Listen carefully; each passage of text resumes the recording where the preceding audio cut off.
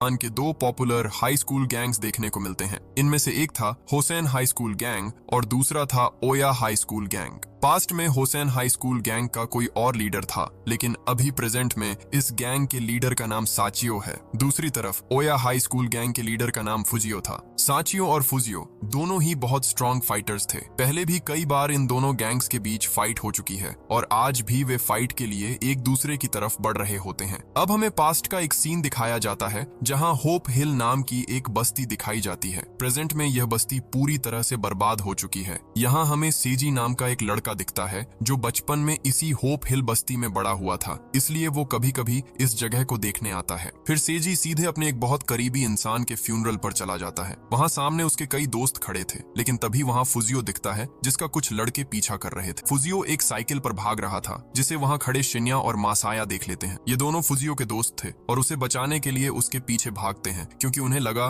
कि वो लड़के फुजियो को मारना चाहते हैं। वहाँ पहुंचने के बाद वे दोनों उन लड़कों को बुरी तरह पीटना शुरू कर देते हैं। असल में शिन्या और मासाया बहुत स्ट्रांग थे और जबरदस्त फाइट कर सकते थे, इसीलिए वे एक एक करके सबको ढेर कर देते हैं। वो लड़के कोशिश तो बहुत करते हैं, पर इन दोनों के सामने टिक नहीं पाते। लेकिन तभी फुजियो उन दोनों से कहता है, तुम दोनों ने बिना कुछ सुने उन्हें क्यों मारा? गलती उनकी नहीं मेरी थी। मैंने उनकी साइकिल चोरी की थी, इसलिए वो मेरे पीछे आ रहे थे। ये सुनकर वे दोनों फुजियो पर बहुत गुस्सा होते हैं और कहते हैं, ये बात तू हमें पहले नहीं बता सकता था, और तूने दूसरे की साइकिल चोरी ही क्यों की? फुजियो कहता है कि उसे फ्यूनरल में देर हो रही थी, इसलिए जल्दी पहुंचने के लिए उसने साइकिल चुराई। चूंकि आज वे सब एक फ्यूनरल में आए थे, फुजियो सबको लेकर एक शॉप पर आता है। यहाँ सब मिलकर फुजियो को बहुत डांटते हैं कि उसने बिना परमिशन किसी की साइकिल क्यों ली। ये शॉप असल में उनकी दादी की थी, जिन्होंने इन सबको बचपन से पाल पोस कर बड़ा किया था, लेकिन काफी समय पहले वो सबको छोड़कर चली गईं, इसीलिए आज सब उनके फ्यूनरल पर इकट्ठे हुए थे। उनके 6 दोस्तों में से आज सिर्फ 5 ही आए थे, फुजियो, शिन्या, मासाया, मदोका और सेजी। जो आज नहीं आया उसका नाम अराता है। अराता को तो अभी तक पता भी नहीं है कि उनकी दादी की डेथ हो चुकी है। तो मदोका यहाँ अराता के बारे में ही बात कर रही थी। वो बताती है कि अराता अब किसी दूसरे गैंग की टीम में शामिल हो गया है। इसके बाद हमें अराता और उसके दोस्तों की पुरानी लाइफ दिखाई जाती है। एक वक्त था जब वे सब होप हिल बस्ती में ही रहा करते थे और बचपन में उनकी लाइफ बहुत ही खूबसूरत थी। वे 6 दोस्त हंसते खेलते अपना वक्त बिताते थे। उनके स्कूल के ठीक सामने एक दुकान थी जो असल में उनकी दादी की शॉप थी। वही दादी जो बचपन से उन्हें बुला बुलाकर तरह तरह की चीजें खिलाती थीं।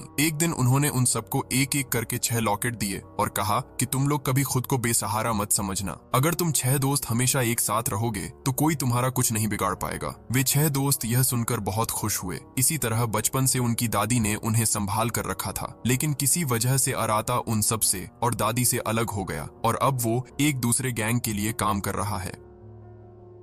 अब प्रेजेंट में फुजियो और उसके बाकी 4 दोस्तों को दिखाया जाता है। फुजियो अपने दोस्तों को बताता है कि वो बहुत जल्द ओया हाई स्कूल में ट्रांसफर होने वाला है और वो वहां जाने के लिए बहुत एक्साइटेड है। असल में ओया हाई स्कूल शहर का सबसे खतरनाक स्कूल था, जहां शहर के सबसे बड़े स्कूल गैंग्स रहते थे। उस स्कूल के स्टूडेंट्स पढ़ाई करने नहीं बल्कि फाइट करने और अपना राज चलाने जाते थे। वहां अगर कोई कमजोर स्टूडेंट चला जाए तो उसकी हालत खराब हो जाती थी, क्योंकि गैंग्स के लड़के उन्हें बुली करने लगते थे। इसीलिए फुजियो उस स्कूल में जाना चाहता है ताकि वह सबको सबक सिखा सके और स्कूल से सारी बुराइयां खत्म कर सके। अब हमें ओया हाई स्कूल के 2 सबसे भयानक गैंग्स दिखाए जाते हैं। एक था मुरायामा का गैंग और दूसरा था तोदोरुकी का गैंग। इन दोनों के बीच काफी समय से झगड़ा चल रहा था और दिन ब दिन यह बढ़ता ही जा रहा था, क्योंकि दोनों ही गैंग अपनी पावर के दम पर पूरे स्कूल पर राज करना चाहते थे। आज यह साबित करने के लिए कि कौन ज्यादा पावरफुल है, दोनों टीमों ने एक फाइट रखी थी। वे फाइट करने के लिए स्कूल की एक खाली जगह पर पहुंच जाते हैं और देखते ही देखते लड़ाई शुरू हो जाती है। मुरायामा और तोदोरुकी दोनों ही बेहतरीन फाइटर थे,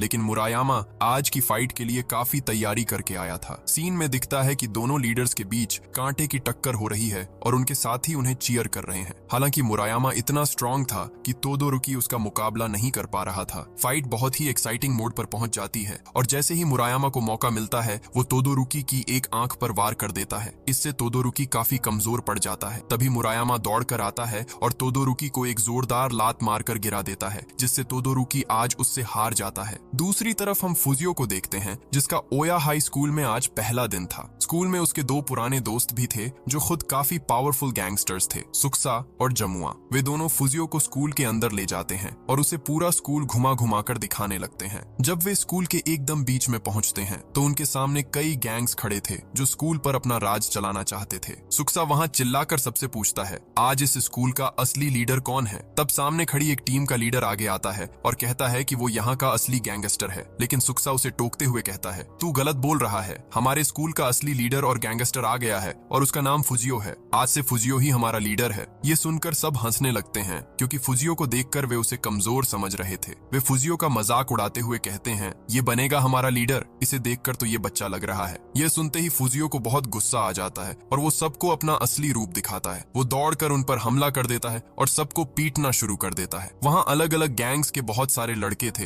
लेकिन फुजियो इतना पावरफुल था कि वे सब मिलकर भी उसका मुकाबला नहीं कर पाए। फुजियो एक एक करके सबको धूल चटा देता है और बस कुछ ही मिनटों में सबको हरा देता है। फुजियो की फाइटिंग स्किल्स देखकर सबको समझ आ गया कि वो उन सबसे कहीं ज्यादा स्ट्रॉन्ग है, इसलिए वे मामला आगे नहीं बढ़ाते। फुजियो सबको वार्निंग देता है कि दोबारा कोई उनसे भिड़ने की हिम्मत न करे। इधर तोदोरुकी की टीम दूर से फुजियो को देख रही थी और उन्हें एहसास हो गया था कि इस लड़के में दम है। इसके बाद सुक्सा और जमुआ की टीम फुजियो को स्कूल की छत पर ले जाती है। चूंकि फुजियो नया था, इसलिए सुक्सा एक बोर्ड के जरिए उसे समझाता है कि स्कूल में कितने गैंग्स हैं और उनका मकसद क्या है। जमुआ बताता है कि यहाँ का हर गैंग अपनी टीम को बड़ा बनाना चाहता है ताकि पूरे स्कूल पर अपना कब्जा कर सके। वो बताता है कि इस स्कूल के दो सबसे पॉपुलर गैंग मुरायामा गैंग और तोदोरुकी गैंग हैं। फिलहाल इन्हीं का पूरे स्कूल पर राज है और इनके बीच सालों पुरानी दुश्मनी है। अभी कुछ दिन पहले ही इनके बीच फाइट हुई थी, जिसमें मुरायामा ने तोदोरुकी की आंख पर गहरी चोट पहुंचाई थी, जिसकी वजह से तोदोरुकी अभी बीमार है। यानी मुरायामा तोदोरुकी से भी ज्यादा खतरनाक है। जमुआ उसे दो और स्टूडेंट्स के बारे में बताता है, फर्स्ट ईयर का नाको और सेकंड ईयर का नाकाजानो। ये दोनों अच्छे स्टूडेंट्स तो थे ही, साथ ही इनके पास अपने पावरफुल गैंग्स भी थे और इनकी फाइटिंग स्किल्स भी कमाल की थी। असल में स्कूल के हर सेक्टर में कोई न कोई गैंग अपना राज चला रहा है। इसके बाद जमुआ उसे यासी और कियोसी नाम के दो गैंगस्टर्स के बारे में बताता है। वे दोनों भी जबरदस्त फाइटर्स थे और स्कूल में गैंग लीडर के तौर पर मशहूर थे। उन दोनों को क्रेजी डुओ कहा जाता है क्योंकि वे हमेशा साथ रहते हैं और साथ मिलकर ही फाइट करते हैं। सुक्सा यहाँ फुजियो को बताता है कि ये दोनों शायद उनके उसी अपार्टमेंट में रहते हैं। तभी वहाँ फुजियो से मिलने तोदोरुकी की टीम के दो लोग आते हैं जिनका नाम शेबामे और सुजी था। वे फुजियो से कहते हैं, पहले दिन स्कूल आकर खुद को हीरो समझ रहा है क्या? तू अभी हमारे बॉस को जानता नहीं है। हिम्मत है तो पहले उन्हें हरा कर दिखा, तब देखेंगे कि तुझमें लीडर बनने की कितनी औकात है। उनकी बात सुनकर फुजियो हंसने लगता है और कहता है, मैं कमजोरों से फाइट नहीं करता। मुझे लगता है कि मुकाबला हमेशा बराबरी का होना चाहिए, इसलिए मैं तोदोरुकी के ठीक होने तक का इंतजार करूंगा। तब साबित होगा कि सबसे ज्यादा पावरफुल कौन है। दूसरी तरफ हमें साचियो नाम का एक लड़का दिखता है जो एक गैंगस्टर था। साचियो एक नाइट क्लब में आया है और वहाँ कुछ लोगों के साथ उसकी फाइट हो रही थी क्योंकि वे उसे अंदर नहीं जाने दे रहे थे। लेकिन साचियो खुद एक बहुत बड़ा फाइटर था, इसलिए वो अकेला ही सबको पीट पीट कर अधमरा कर देता है। दरअसल उसकी बहन यूई उस क्लब के अंदर थी और वो उसे वहाँ से ले जाने आया था। यूई थोड़ी बिगाड़ैल किस्म की लड़की थी जिसे क्लबों में वक्त बिताना पसंद था, पर साचियो को यह बिल्कुल पसंद नहीं था, इसलिए वो सबसे लड़कर यूई को वहां से निकाल ले जाता है।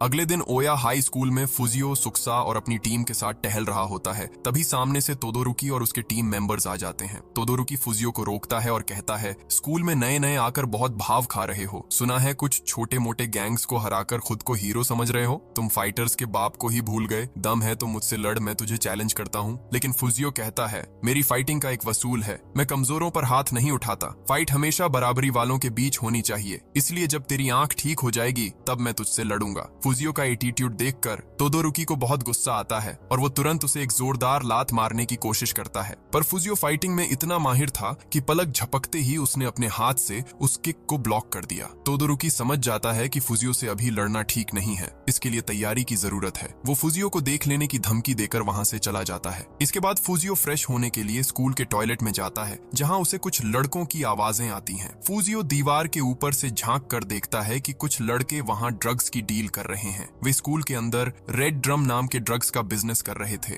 जो कोरिया, जापान और चीन जैसे देशों में बहुत पॉपुलर है। फुजियो उन लड़कों को सीधे स्कूल की छत पर ले जाता है और उन्हें डरा धमकाकर पूछता है कि ये ड्रग्स उनके पास कहां से आए। वे लड़के बताते हैं कि ये ड्रग्स मुरायामा और उसके ग्रुप के जरिए स्कूल में आ रहे हैं। इधर जब वे सब मुरायामा के बारे में बात कर रहे थे तो मुरायामा उनके ठीक पीछे ही एक जगह पर मौजूद था। वह उनकी सारी बातें सुन रहा था, लेकिन उसने उस तरफ ज्यादा ध्यान नहीं दिया। तभी साइकी नाम का एक आदमी उसके पास आता है और रेड ड्रम के सर्कुलेशन के बारे में बात करना चाहता है, लेकिन अचानक मुरायामा बुरी तरह भड़क जाता है और चिल्लाने लगता है। दरअसल उसका यह गुस्सा रेड ड्रम की वजह से नहीं बल्कि किसी और बात पर था। वो स्कूल के बाहर एक जॉब करता था, लेकिन उसकी इस गैंगस्टरगिरी की वजह से कल उसे नौकरी से निकाल दिया गया। उसके घर की माली हालत बहुत खराब थी, इसलिए उसे नौकरी की सख्त जरूरत थी। अब जॉब चले जाने से वो बहुत ज्यादा टेंशन में आ जाता है। तब साइकी उसे शांत करता है और कहता है कि उसके पास एक काम है। अगर मुरायामा कंस्ट्रक्शन वर्कर का काम कर सकता है तो वो उसे अपने पिता के पास ले जा सकता है, जो उसे काम पर रख लेंगे। मुरायामा तुरंत मान जाता है और साइकी उसे अपने पिता के पास ले जाता है। उसके पिता मुरायामा को कंस्ट्रक्शन वर्कर के तौर पर काम दे देते हैं। वहाँ हमें फुजियो के दो दोस्त शिन्या और मासाया भी मिलते हैं, जो वहीं कंस्ट्रक्शन वर्कर के तौर पर काम कर रहे थे। यही मुरायामा की उन दोनों से जान पहचान होती है। जब वे तीनों बात कर रहे होते हैं तभी शिन्या और मासाया की नजर अराता पर पड़ती है, जो बहुत समय पहले उनसे अलग हो गया था। अलग होने के बाद उसने किसी से कोई कांटेक्ट नहीं किया था, यहाँ तक कि वो अपनी दादी के फ्यूनरल पर भी नहीं आया था। शिन्या और मासाया उससे बात करने के लिए आगे बढ़ते हैं। अराता वहाँ कुछ वर्कर्स को रेड ड्रम ड्रग्स सप्लाई कर रहा था। जैसे ही अराता वहाँ शिन्या और मासाया को देखता है, वो जल्दी से ड्रग्स सप्लाई करके वहाँ से निकल जाता है। उधर मुरायामा जब वहाँ रेड ड्रम देखता है तो हैरान रह जाता है, क्योंकि उसे लगा था कि ये ड्रग्स सिर्फ स्कूल के गैंगस्टर्स ही लेते हैं, पर अब उसे समझ आता है कि ये नशा तो हर तरफ फैल चुका है। उसी दिन जब फुजियो, शिन्या, मासाया, सांचियो और मदोका साथ बैठकर गप्पे मार रहे थे, तब शिन्या और मासाया बताते हैं कि आज बरसों बाद उन्होंने अराता को देखा है। वे जहाँ काम करते हैं अराता वहीं आया था, पर उन्हें देखकर भाग गया। मदोका कहती है कि उन्हें अराता के बारे में खबर लेनी होगी और पता करना होगा कि आखिर उसके साथ क्या हुआ है। वो उनके सर्कल से दूर क्यों चला गया? कहीं ऐसा तो नहीं कि वो किसी गलत गैंग के चक्कर में पड़ गया हो? शिन्या और मासाया बताते हैं कि बात शायद ऐसी ही है, क्योंकि अराता आज उनके वर्क प्लेस पर रेड ड्रम सप्लाई करने आया था। ये सुनकर सब दंग रह जाते हैं। फुजियो कहता है कि अगर अराता तक पहुंचना है तो सबसे पहले रेड ड्रम के बारे में पता लगाना होगा, इसका मेन सोर्स क्या है और पूरे शहर में ये बिजनेस कौन चला रहा है, तभी शायद कोई क्लू मिले। सब मिलकर इस मामले की इन्वेस्टिगेशन के लिए एक टीम बनाना चाहते हैं, लेकिन फुजियो मना कर देता है। वो कहता है कि ये पूरा मामला उन चारों को ही संभालना होगा, क्योंकि उसके पास इसके लिए वक्त नहीं है। उसके नए स्कूल में बहुत काम है, वहाँ सब कुछ बिगड़ा हुआ है। कुछ ही दिनों में उसकी फाइट भी है, जिसे उसे हर हाल में जीतना है, ताकि वो अपनी पावर से स्कूल की व्यवस्था सुधार सके। उस पर बहुत बड़ी जिम्मेदारी है। दूसरी तरफ हमें होप हिल बस्ती की एक पुरानी बिल्डिंग दिखाई जाती है, जहाँ अराता मौजूद था। अराता अपने कुछ साथियों के साथ उस बिल्डिंग में जा रहा था। यहाँ पता चलता है कि अराता असल में केंद्रा नाम के एक गैंग के साथ काम कर रहा है। इस गैंग का मेन काम ड्रग्स का बिजनेस करना ही है। वे होप हिल बस्ती की इसी बिल्डिंग में अपने लोगों से ड्रग्स बनवाते हैं। अराता जैसे बहुत से लोग यहाँ ड्रग सप्लाई का काम करते हैं। ये बिल्डिंग पूरी तरह से टूटी फूटी और सुनसान थी, इसलिए यहाँ लोगों का आना जाना नहीं था, जिसका फायदा उठाकर यहाँ धड़ल्ले से अवैध ड्रग्स बनाने का काम चल रहा था। अब अराता अपने साथियों के साथ इस ग्रुप के लीडर के पास आता है, जिसका नाम केनी हीरा है। वह बहुत ही गुस्से वाला इंसान था। अगर उसके ड्रग्स के बिजनेस में कोई छोटी सी भी गलती कर दे तो वह उसे कड़ी सजा देता था। केनी हीरा यहाँ अराता से आज की डील के बारे में बात कर रहा था। तभी वहाँ दो लड़के दौड़ते हुए आते हैं और बताते हैं कि उन्होंने जो ड्रग्स स्टॉक करके रखे थे वो चोरी हो गए हैं और उन्हें एक लड़की ने चुराया है। असल में वो ड्रग्स यूई ने चुराए थे, जो सांचियो की बहन है। यह खबर सुनकर लीडर केनी हीरा अपनी टीम पर बुरी तरह भड़क जाता है, क्योंकि उनकी लापरवाही की वजह से इतने महंगे ड्रग्स चोरी हो गए। वो कई लोगों की पिटाई करता है और सबको ऑर्डर देता है कि जितनी जल्दी हो सके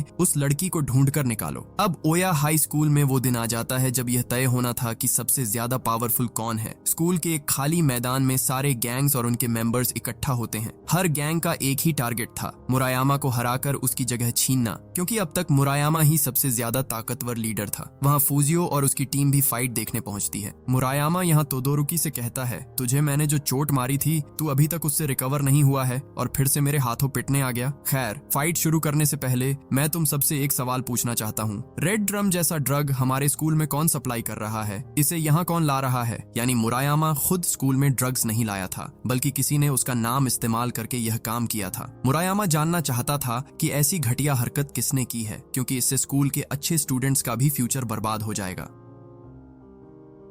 मुरायामा की बात सुनकर फुजियो को एहसास होता है कि मुरायामा उतना भी बुरा इंसान नहीं है, वो शायद स्कूल का भला ही चाहता है। तभी सुक्सा और जमुआ कहते हैं कि उन्हें ड्रग्स के बारे में पता है। ये ड्रग्स असल में होसेन हाई स्कूल से आने शुरू हुए हैं। वहाँ के कुछ गैंग लीडर्स अलग अलग स्कूलों में ये नशा फैला रहे हैं। जमुआ तब होसेन हाई स्कूल के बारे में बताना शुरू करता है। दरअसल होसेन हाई स्कूल एक बहुत ही पावरफुल स्कूल है जिसे कई बड़े गैंग्स चलाते हैं। वहाँ के लीडर्स बहुत ही खतरनाक हैं, जिनमें हितोसी, सुलझी, केनो, अजिमाई और ताओमिंग जैसे नाम सबसे ज्यादा पॉपुलर हैं। होसेन हाई स्कूल की एक खास बात यह है कि इस स्कूल का हर एक स्टूडेंट बहुत ही